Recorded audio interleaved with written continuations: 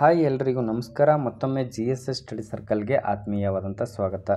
ಇವತ್ತಿನ ಅವಧಿಯಲ್ಲಿ 60 ಟಾಪಿಕ್ ಸರಣಿಯ ಭಾಗ 18 ನೋಡ್ತಾ ಇದ್ದೀವಿ. ಇಲ್ಲಿ ವಿಷಯ ಏನಾಗಿದೆ ಅಂದರೆ ಪ್ರಮುಖ ಪಿತಾಮಹರು ಅಂತಕ್ಕಂಥದ್ದು. ಅಂದರೆ ಎಲ್ಲ ವಿಷಯಗಳ ಒಂದು ಸ್ಥಾಪನೆಗೆ ಕಾರಣೀಕರ್ತರಾಗಿರ್ತಕ್ಕಂಥವ್ರ ಬಗ್ಗೆ ಒಂದಿಷ್ಟು ಮಾಹಿತಿ ನೋಡ್ತಾ ಹೋಗೋಣ. ಯಾಕಂದರೆ ಸ್ಪರ್ಧಾತ್ಮಕ ದೃಷ್ಟಿಕೋನದಿಂದ ಈ ಒಂದು ಟಾಪಿಕ್ ಮುಖ್ಯ ಆಗಿರ್ತದೆ. ಎಲ್ಲ ಸ್ಪರ್ಧಾತ್ಮಕ ಪರೀಕ್ಷೆಯಲ್ಲಿ ಕೂಡ ಒಂದು ಕಡೆ ಸ್ಥಾಪಕರನ್ನ ಕೊಟ್ಟು ಅಥವಾ ಪಿತಾಮಹರನ್ನ ಕೊಟ್ಟು ಒಂದು ಕಡೆ ಸಬ್ಜೆಕ್ಟ್ ವಿಷಯಗಳನ್ನು ಕೊಡ್ತಕ್ಕಂಥದ್ದು, ಹೊಂದಿಸಿ ಬರೆಯಿರಿ ಅಥವಾ ಆಯ್ಕೆಗಳ ರೂಪದಲ್ಲಿ ABCD ಅಂತಕ್ಕಂಥದ್ದು ಕೊಡ್ತಾರೆ. ಆ ಒಂದು ದೃಷ್ಟಿಕೋನದಿಂದ ಇದು ಇಂಪಾರ್ಟೆಂಟ್ ಆಗಿರ್ತದೆ. ಕೊನೆ ತನಕ ನೋಡಿ ಅಂತಕ್ಕಂಥದ್ದು. ಇಲ್ಲಿ ಮುಖ್ಯವಾಗಿ ನಾವು ಕೊಟ್ಟಿರೋ ಹಾಗೆ ಇತಿಹಾಸ ಆಗಿರ್ಬೋದು, ಜೀವಶಾಸ್ತ್ರ ಆಗಿರ್ಬೋದು, ಭೂಗೋಳಶಾಸ್ತ್ರ, ವೈದ್ಯಕೀಯ, ರಾಜ್ಯಶಾಸ್ತ್ರ, ವಿಜ್ಞಾನ, ಅರ್ಥಶಾಸ್ತ್ರ, ಸಾಹಿತ್ಯ, ಕಲೆ ಹಾಗೂ ಪ್ರಪಂಚದಲ್ಲಿ ಸಂಶೋಧನೆಗೊಂಡಿರ್ತಕ್ಕಂಥ ವಿಚಾರಗಳ ಬಗ್ಗೆನೂ ಕೂಡ ಇಲ್ಲಿ ಡಿಸ್ಕಷನ್ ಮಾಡೋಣ. ಮುಖ್ಯವಾಗಿರ್ತದೆ, ಕೊನೆ ತನಕ ನೋಡಿ ಅಂತಕ್ಕಂಥದ್ದು. ಎಸ್, ಮೊದಲನೇದಾಗಿ ಇಲ್ಲಿ ನೋಡ್ತಾ ಇದ್ದೀವಿ, ಒಂದು ಕಡೆ ವಿಷಯಗಳು ಅಂತಕ್ಕಂಥದ್ದಿದೆ, ಇನ್ನೊಂದು ಕಡೆ ಪಿತಾಮಹರು ಅಂತಕ್ಕಂಥ ಆ ಸ್ಥಾಪನೆಗೆ ವಿಷಯವನ್ನು ಸ್ಥಾಪನೆಗೆ ಕಾರಣೀಕರ್ತರಾಗಿರ್ತಕ್ಕಂಥವ್ರು. ವಿಜ್ಞಾನದ ಪಿತಾಮಹ ಅಂತೇಳಿ ಯಾರನ್ನು ಕರೆಯಲಾಗುತ್ತದೆ ಅಂತೇಳಿ ಕೇಳ್ತಾರೆ. ಡೈರೆಕ್ಟಾಗಿನೂ ಪ್ರಶ್ನೆ ಬರುತ್ತೆ, ಇನ್ನೊಂದು ಹೊಂದಿಸಿ ಬರೆಯಿರಿ. ಎರಡು ಟೈಪ್ನಲ್ಲಿ ಪ್ರಶ್ನೆಗಳು ಕೇಳ್ತಕ್ಕಂಥದ್ದು. ಈವನ್ ಯಾವುದೇ ಸ್ಪರ್ಧಾತ್ಮಕ ಪರೀಕ್ಷೆ ತಗೊಳ್ಳಿ, PC ಹಿಡ್ಕೊಂಡು ಇನ್ನು PDOವರೆಗೂ ಕೂಡ ಈ ಒಂದು ಪ್ಯಾಟರ್ನಲ್ಲೇ ಒಂದು ಪ್ರಶ್ನೆಗಳು ಕೇಳ್ತಕ್ಕಂಥದ್ದು. ಒಂದು ಹೊಂದಿಸಿ ಬರೆಯೋ ರೂಪದಲ್ಲಿ ಬರುತ್ತದೆ, ಇನ್ನೊಂದು ಡೈರೆಕ್ಟ್ ಪ್ರಶ್ನೆನ ಕೇಳ್ತಕ್ಕಂಥದ್ದು. ವಿಜ್ಞಾನದ ಪಿತಾಮಹ ಯಾರಿದ್ದಾರೆ ಅಂದರೆ ರೋಜರ್ ಬೇಕನ್ ಅಂಥೇಳಿ ಇವರನ್ನು ವಿಜ್ಞಾನದ ಪಿತಾಮಹ ಅಂತೇಳಿ ಕರೆಯಲಾಗುತ್ತದೆ. ಇನ್ನು ಆಧುನಿಕ ಭೌತಶಾಸ್ತ್ರದ ಪಿತಾಮಹ ಅಂತೇಳಿ ಯಾರನ್ನು ಗುರುತಿಸಲಾಗುತ್ತದೆ ಅಂತೇಳಿ ಕೇಳ್ತಾರೆ. ಆಧುನಿಕ ಭೌತಶಾಸ್ತ್ರದ ಪಿತಾಮಹ ಸರ್ ಆಲ್ಬರ್ಟ್ ಐನ್ಸ್ಟೀನ್ ಅವರನ್ನು ಆಧುನಿಕ ಭೌತಶಾಸ್ತ್ರದ ಪಿತಾಮಹ ಅಂತೇಳಿ ಕರೆಯಲಾಗುತ್ತದೆ. ಇನ್ನು ಪ್ರಾಚೀನ, ಆಧುನಿಕ ಆಯಿತು, ಇನ್ನು ಪ್ರಾಚೀನ ಭೌತಶಾಸ್ತ್ರದ ಪಿತಾಮಹ ಅಂತೇಳಿ ಸರ್ ಐಸಾಕ್ ನ್ಯೂಟನ್ ಅವರನ್ನು ಪ್ರಾಚೀನ ಭೌತಶಾಸ್ತ್ರದ ಪಿತಾಮಹ ಎಂದು ಕರೆಯಲಾಗುತ್ತದೆ. ಇನ್ನು ಪ್ರಾಚೀನ ರಸಾಯನಶಾಸ್ತ್ರದ ಪಿತಾಮಹ ಎಂದು ಯಾರನ್ನು ಗುರುತಿಸಲಾಗುತ್ತದೆ ಅಂತೇಳಿ ಪ್ರಶ್ನೆ ಕೇಳ್ತಾರೆ. ಹೆನ್ರಿ ಕ್ಯಾವೆಂಡಿಸ್ ಅವರನ್ನು ಪ್ರಾಚೀನ ರಸಾಯನಶಾಸ್ತ್ರದ ಪಿತಾಮಹ ಎಂದು ಗುರುತಿಸಲಾಗುತ್ತದೆ.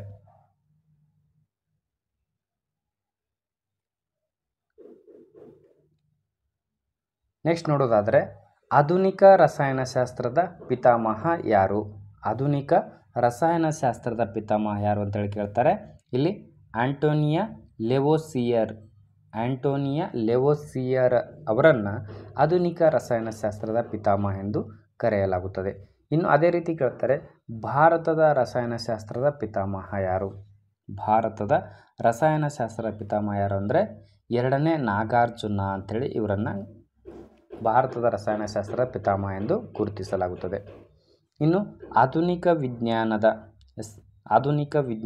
ಪಿತಾಮಹ ಯಾರು ಅಂತೇಳಿ ಕೇಳ್ತಾರೆ.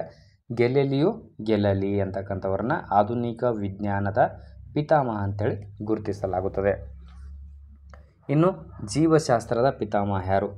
ಇವರು ಎರಡಕ್ಕೆ ಪಿತಾಮಹರು ಅಂತೇಳಿ ಕರೆಸಿಕೊಳ್ತಾರೆ. ಜೀವಶಾಸ್ತ್ರ ಮತ್ತು ರಸಾಯನಶಾಸ್ತ್ರ ಎರಡರಲ್ಲಿ ಕೂಡ ಇವರ ಒಂದು ಮಹತ್ವದ ಪಾತ್ರ ವಹಿಸಿರುವುದರಿಂದ ಇವರನ್ನು ಜೀವಶಾಸ್ತ್ರ ಪಿತಾಮಹ ಅಂತೇಳಿಯೂ ಕೂಡ ಕರೆಯಲಾಗುತ್ತೆ. ಇನ್ನು ರಾಜ್ಯಶಾಸ್ತ್ರ ಪಿತಾಮಹ ಅಂತೇಳಿ ಕೂಡ ಕರೆಯಲಾಗುತ್ತದೆ. ಯಾರು ಅಂದರೆ ಅರಿಸ್ಟಾಟಲ್ ಅವರನ್ನು ಜೀವಶಾಸ್ತ್ರ ಮತ್ತು ರಸಾಯನಶಾಸ್ತ್ರದ ಪಿತಾಮಹ ಎಂದು ಗುರುತಿಸಲಾಗುತ್ತದೆ. ಮುಂದೆ ನೋಡೋಣ, ಸಮಾಜಶಾಸ್ತ್ರದ ಪಿತಾಮಹ ಯಾರು ಅಂತ ಕರೆಯಲಾಗ್ತದೆ. ಆಗಸ್ಟ್ ಕೊಮ್ಟೆ ಅವರನ್ನು ಸಮಾಜಶಾಸ್ತ್ರದ ಪಿತಾಮಹ ಎಂದು ಗುರುತಿಸಲಾಗುತ್ತದೆ. ಇನ್ನು ಭಾರತದ ಸಮಾಜಶಾಸ್ತ್ರದ ಪಿತಾಮಹ ಯಾರು ಅಂದರೆ GS ಗುರೆ ಅವರನ್ನು ಭಾರತೀಯ ಸಮಾಜಶಾಸ್ತ್ರದ ಪಿತಾಮಹ ಎಂದು ಗುರುತಿಸಲಾಗುತ್ತದೆ. ಇನ್ನು ಸೂಕ್ಷ್ಮ ಜೀವಶಾಸ್ತ್ರದ ಪಿತಾಮಹ ಎಂದು ಯಾರನ್ನು ಕರೆಯಲಾಗುತ್ತದೆ ಅಂದರೆ ಆಂಟೋನಿಯೋ ಲೆವನ್ ಹುಕ್ ಅವರನ್ನು ಸೂಕ್ಷ್ಮ ಜೀವಶಾಸ್ತ್ರದ ಪಿತಾಮಹ ಎಂದು ಗುರುತಿಸಲಾಗುತ್ತದೆ. ಇನ್ನು ಅದೇ ರೀತಿ ನೋಡೋದಾದರೆ ಪ್ರಾಚೀನ ಭೂಗೋಳಶಾಸ್ತ್ರದ ಪಿತಾಮಹ ಯಾರು ಅಂದರೆ ಹೆರೋಸ್ಟ್ರಾಟಸ್.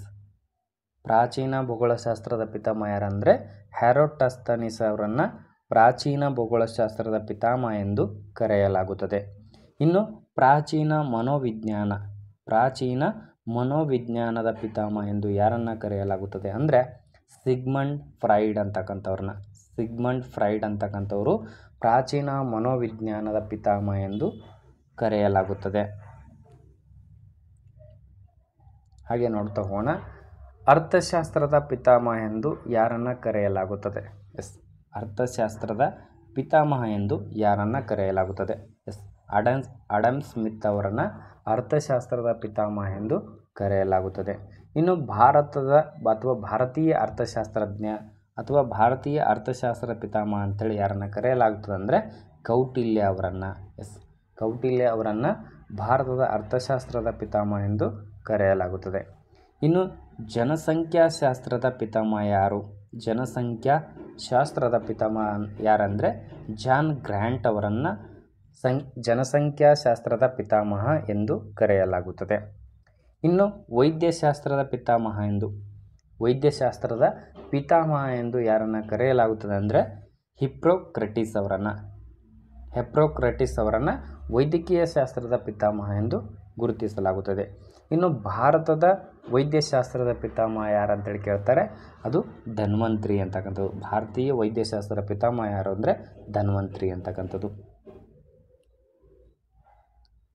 ಮುಂದೆ ನೋಡೋಣ. ಆಯುರ್ವೇದ ಶಾಸ್ತ್ರದ ಪಿತಾಮಹ ಯಾರು ಅಂತ ಕೇಳ್ತಾರೆ. ಆಯುರ್ವೇದ ಶಾಸ್ತ್ರದ ಪಿತಾಮಹ ಚರಕರ್ ಅವರನ್ನು ಆಯುರ್ವೇದ ಶಾಸ್ತ್ರದ ಪಿತಾಮಹ ಎಂದು ಕರೆಯಲಾಗುತ್ತದೆ. ಇನ್ನು ಕಣ ಸಿದ್ಧಾಂತವನ್ನು ಮಂಡಿಸಿದವರು ಅಥವಾ ಕಣ ಸಿದ್ಧಾಂತದ ಪಿತಾಮಹ ಅಂತ ಕರೀತಾರೆ. ಕಣ ಸಿದ್ಧಾಂತವನ್ನು ಮಂಡನೆ ಮಾಡಿದವರು ಯಾರು ಅಂತ ಕೇಳ್ತಾರೆ, ಅದು ಕಣ ಸಿದ್ಧಾಂತ ಸರ್ ಐಸಾಕ್ ನ್ಯೂಟನ್ ಅವರು ಮಂಡನೆ ಮಾಡಿರ್ತಕ್ಕಂಥದ್ದು. ಇನ್ನು ಅದೇ ರೀತಿ ಕೇಳ್ತಾರೆ ಪರಮಾಣು ಸಿದ್ಧಾಂತ. ಇಲ್ಲಿ ಮುಖ್ಯವಾಗಿ ಗಮನಿಸಬಹುದು, ಇದನ್ನು ಹೊಂದಿಸಿ ಬರೆಯ ರೂಪದಲ್ಲಿ ಅತಿ ಹೆಚ್ಚು ಬಾರಿ ಪ್ರಶ್ನೆ ಕೇಳಿರ್ತಕ್ಕಂಥದ್ದು, ಮುಂದೆನೂ ಕೇಳ್ತಕ್ಕಂಥದ್ದು. ಯಾಕಂದರೆ ಇಲ್ಲಿ ಕನ್ಫ್ಯೂಸ್ ಆಗ್ತಕ್ಕಂಥದ್ದು ಇರ್ತದೆ, ಅದಕ್ಕೋಸ್ಕರ ಪದೇ ಪದೇ ಈ ಪ್ರಶ್ನೆ ಕೇಳ್ತಾರೆ. ಕಣ ಸಿದ್ಧಾಂತ, ಪರಮಾಣು ಸಿದ್ಧಾಂತ, ತರಂಗ ಸಿದ್ಧಾಂತ, ವಿದ್ಯುತ್ ಕಾಂತಿ ವಿಕಿರಣ ಸಿದ್ಧಾಂತಗಳನ್ನು ಒಂದು ಕಡೆ ಅಂದರೆ ಅದಲು ಬದಲು ಮಾಡಿ ಒಂದು ಕಡೆ ಕೊಟ್ಟು, ಆ ಸಿದ್ಧಾಂತಗಳ ಒಂದು ಸ್ಥಾಪಕರು ಒಂದು ಕಡೆ ಕೊಟ್ಟು ಹೊಂದಿಸಿ ಬರೆ ಆಯ್ಕೆ ರೂಪದಲ್ಲಿ ಕೊಡ್ತಕ್ಕಂಥದ್ದು ಇರ್ತದೆ. ನೀವು ಗಮನ ವಹಿಸಿ ಅಥವಾ ಒಂದು ಕಡೆ ನಿಮ್ಗೆ ಒಂದು ನೋಟ್ಸ್ ಥರ ಮಾಡ್ಕೊಂಡು ಇಟ್ಕೊರಿ, ಖಂಡಿತವಾಗಿ ಪರೀಕ್ಷೆಯಲ್ಲಿ ಉಪಯುಕ್ತ ಆಗ್ತದೆ ಅಂತಕ್ಕಂಥದ್ದು.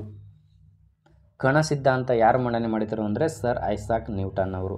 ಅದೇ ರೀತಿ ಪರಮಾಣು ಸಿದ್ಧಾಂತ ಅಂತಕ್ಕಂಥದ್ದು, ಪರಮಾಣು ಸಿದ್ಧಾಂತ ಜಾನ್ ಡಾಲ್ಟನ್ ಅವರು ಮಂಡನೆ ಮಾಡಿರ್ತಕ್ಕಂಥದ್ದು. ಪರಮಾಣು ಸಿದ್ಧಾಂತ ಜಾನ್ ಡಾಲ್ಟನ್ ಅವರು.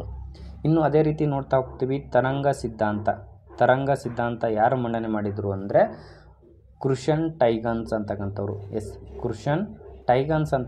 ಈ ತರಂಗ ಸಿದ್ಧಾಂತವನ್ನು ಮಂಡನೆ ಮಾಡಿರ್ತಕ್ಕಂಥವ್ರು.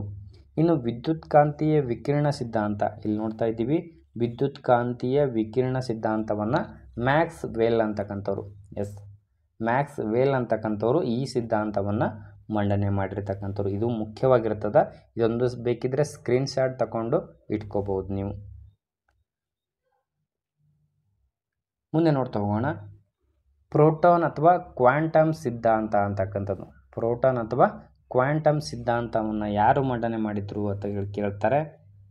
ನೋಡ್ತಾ ಹೋಗ್ತೀವಿ ಮ್ಯಾಕ್ಸಿ ಪ್ಲ್ಯಾಂಕ್ ಅಂತಕ್ಕಂಥವ್ರು ಈ ಕ್ವಾಂಟಮ್ ಸಿದ್ಧಾಂತವನ್ನು ಮಂಡನೆ ಮಾಡಿರ್ತಕ್ಕಂಥವ್ರು. ಇನ್ನು ಅದೇ ರೀತಿ ದ್ವಂದ್ವ ಸಿದ್ಧಾಂತ ಅಂತಕ್ಕಂಥದ್ದು, ಇದು ಹೆಚ್ಚು ಬಾರಿ ಕೇಳಿರ್ತಕ್ಕಂಥ ಪ್ರಶ್ನೆ. ಈ ದ್ವಂದ್ವ ಸಿದ್ಧಾಂತ ಯಾವುದಕ್ಕೆ ಸಂಬಂಧಪಟ್ಟಿದೆ ಅಂತ ಕೇಳ್ತಾರೆ, ಇಲ್ಲಾಂದರೆ ಇದನ್ನು ಮಂಡನೆ ಮಾಡಿದವರು ಯಾರು ಅಂತ ಕೇಳ್ತಾರೆ, ಡಿ ಬ್ರೊಗ್ಲಿ ಅಂತಕ್ಕಂಥವ್ರು. ಡಿ ಬ್ರೊಗ್ಲಿ ಅವರು. ಈ ದ್ವಂದ್ವ ಸಿದ್ಧಾಂತ ಯಾವುದಕ್ಕೆ ಸಂಬಂಧಪಟ್ಟಿದೆ ಅಂತಕ್ಕಂಥದ್ದು ಕಮೆಂಟ್ ಬಾಕ್ಸ್ನಲ್ಲಿ ಕಮೆಂಟ್ ಮಾಡಿರಿ ಅಂತಕ್ಕಂಥ ಹೇಳ್ತಾ ಬನ್ನಿ ಮುಂದೆ ನೋಡ್ತಾ ಹೋಗೋಣ. ಭಾರತದ ಶಾಸನಗಳ ಪಿತಾಮಹ ಎಂದು ಯಾರನ್ನು ಕರೆಯಲಾಗುತ್ತದೆ ಅಂದರೆ ಅಶೋಕನನ್ನು. ಅಂದರೆ ಅತಿ ಹೆಚ್ಚು ಭಾರತದಲ್ಲಿ ಸಿಕ್ಕಿರ್ತಕ್ಕಂಥ ಶಾಸನಗಳು ಅಶೋಕನ ಹೆಸರಿನಲ್ಲಿದ್ದಾವೆ ಅಂತಕ್ಕಂಥದ್ದು. ಇನ್ನು ಅದೇ ರೀತಿ ಜೀವಶಾಸ್ತ್ರದ ಪಿತಾಮಹ ಯಾರು? ಜೀವಶಾಸ್ತ್ರದ ಪಿತಾಮಹ ಚಾರ್ಲ್ಸ್ ಡಾರ್ವಿನ್ ಅವರನ್ನು ಜೀವಶಾಸ್ತ್ರದ ಪಿತಾಮಹ ಅಂತೇಳಿ ಕರೆಯಲಾಗುತ್ತದೆ.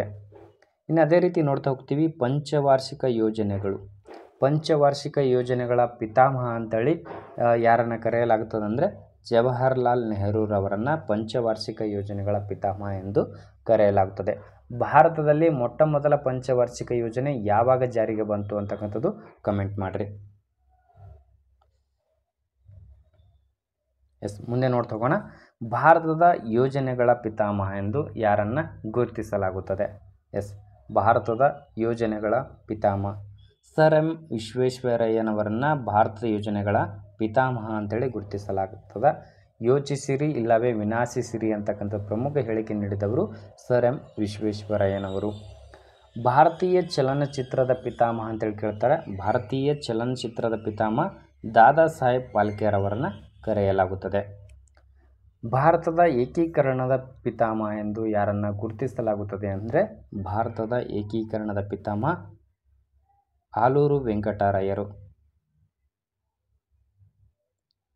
ಅದೇ ರೀತಿ ನೋಡ್ತಾ ಹೋಗ್ತೀವಿ. ಭಾರತದ ರಾಷ್ಟ್ರೀಯ ಚಳುವಳಿಯ ಪಿತಾಮಹ ಯಾರು ಅಂದರೆ ಸುರೇಂದ್ರನಾಥ್ ಬ್ಯಾನರ್ಜಿ ಅವರನ್ನು ಕರೆಯಲಾಗುತ್ತದೆ. ಹಾಗೆ ನೋಡ್ತಾ ಹೋಗ್ತೀವಿ. ಕರ್ನಾಟಕದ ಸುಗಮ ಸಂಗೀತದ ಪಿತಾಮಹ ಅಂತೇಳಿ, ಕರ್ನಾಟಕದ ಸುಗಮ ಸಂಗೀತದ ಪಿತಾಮಹ ಎಂದು ಯಾರನ್ನು ಕರೆಯಲಾಗುತ್ತದೆ ಅಂದರೆ ಶಿಶುನಾಳ ಶರೀಫ್ ಅವರನ್ನು ಕರ್ನಾಟಕ ಸುಗಮ ಸಂಗೀತದ ಪಿತಾಮಹ ಎಂದು ಕರೆಯಲಾಗುತ್ತದೆ. ಮುಂದೆ ನೋಡ್ತಾ ಹೋಗೋಣ. ಕರ್ನಾಟಕದ ಸಂಗೀತ ಪಿತಾಮಹ ಇದು ಪೊಲೀಸ್ ಮತ್ತು PSI ಪರೀಕ್ಷೆಯಲ್ಲಿ ಅತಿ ಹೆಚ್ಚು ಬಾರಿ ಪುನರಾವರ್ತನೆ ಆಗಿರತಕ್ಕಂಥ ಪ್ರಶ್ನೆ. ಹಾಗೆ ಇನ್ನೂ ಕೂಡ ಆಗ್ತಾನೆ ಹೋಗ್ತದೆ. ಯಾಕಂದರೆ ಇದು ಮುಖ್ಯವಾಗಿ ಕರ್ನಾಟಕ ಸಂಗೀತದಲ್ಲಿ ಅತಿ ಹೆಚ್ಚು ಪ್ರಾಮುಖ್ಯತೆ ಪಡೆದಿರತಕ್ಕಂಥದ್ದು. ಕರ್ನಾಟಕ ಸಂಗೀತ ಪಿತಾಮಹ ಅಂತೇಳಿ ಯಾರನ್ನು ಕರೆಯಲಾಗ್ತದೆ ಅಂದರೆ ಪುರಂದರದಾಸರನ್ನು. ಇನ್ನು ಅದೇ ರೀತಿ ನೋಡ್ತಾ ಹೋಗ್ತೀವಿ. ವಚನಶಾಸ್ತ್ರದ ಪಿತಾಮಹ ಎಂದು ಯಾರನ್ನು ಕರೆಯಲಾಗುತ್ತದೆ ಅಂದರೆ ಪಗು ಹಳಕಟ್ಟಿಯವರನ್ನು ವಚನಶಾಸ್ತ್ರದ ಪಿತಾಮಹ ಎಂದು ಕರೆಯಲಾಗುತ್ತದೆ. ಇನ್ನು ಅದೇ ರೀತಿ ಕಾದಂಬರಿಗಳ ಬ್ರಹ್ಮ ಅಥವಾ ಕಾದಂಬರಿಗಳ ಪಿತಾಮಹ ಅಂತೇಳಿ ಯಾರನ್ನು ಕರೆಯಲಾಗುತ್ತದೆ ಅಂದರೆ ಗಳಗನಾಥರವರನ್ನು